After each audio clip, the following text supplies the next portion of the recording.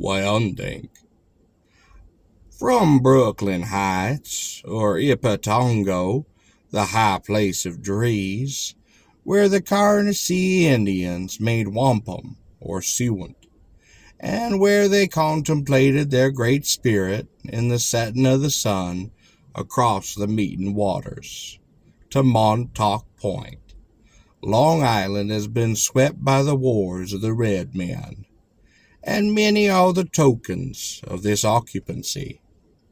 A number of their graves were to be seen until within 50 years, as clearly marked as when the warriors were laid there in the hopes of resurrection among the happy hunting grounds that lay to the west and south.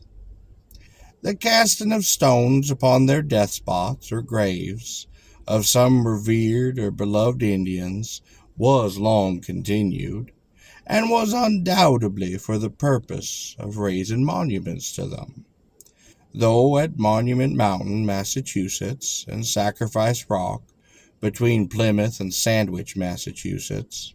and some other places, the cairns merely mark a trail. Even the temporary resting place of Sachampakatoo, near Sag Harbor, was kept clear of weeds and leaves by the Indians who passed it in the 2 centuries that last between the death of the chief and the laying of the road across it in 1846. This spot is not very far from Whoopin' Boy's Hollow, so named because of a boy who was killed by the Indians, and because the rubbing of the 2 trees there in a storm gave forth noises like crying. An older legend has it that this noise is the angry voice of the magician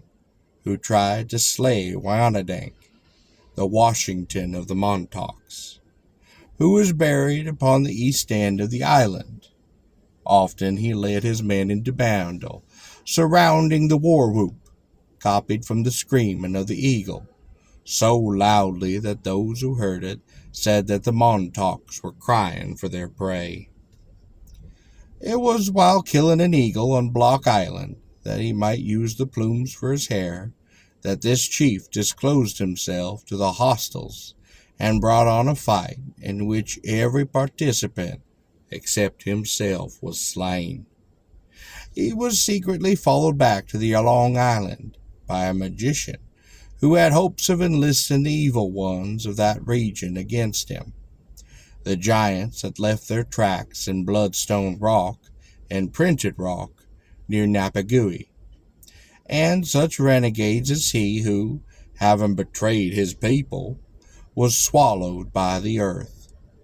his last agony being marked by a stamp of the foot that left its print on a slab near the Indian burial ground at Congernock. Fallen in those alliances, the wizard hid among the hollows of the moors, and there he worked his spells of such malice that the chief's hand lost steadiness in the hunt, and his voice was not heard in council. When the haunt of this evil one was made known, a number of young men undertook to trap him. They went to the hills by night, and moved stealthily through that shrubbery, until they were almost upon him, but his familiars had warned him of their approach, though they had wakened him only to betray him, for a cloud swept in from the sea. It fell about the wretch, and it burst into flame, and rolling back toward the ocean, burying him in the center of its many burning folds. Because of the cry he uttered, the place long bore the name of Whoopin' Hollow, and it used to be said that the magician visited the scene of his ill-doing every winter, when his shrieks could be heard a-ringing over those hills.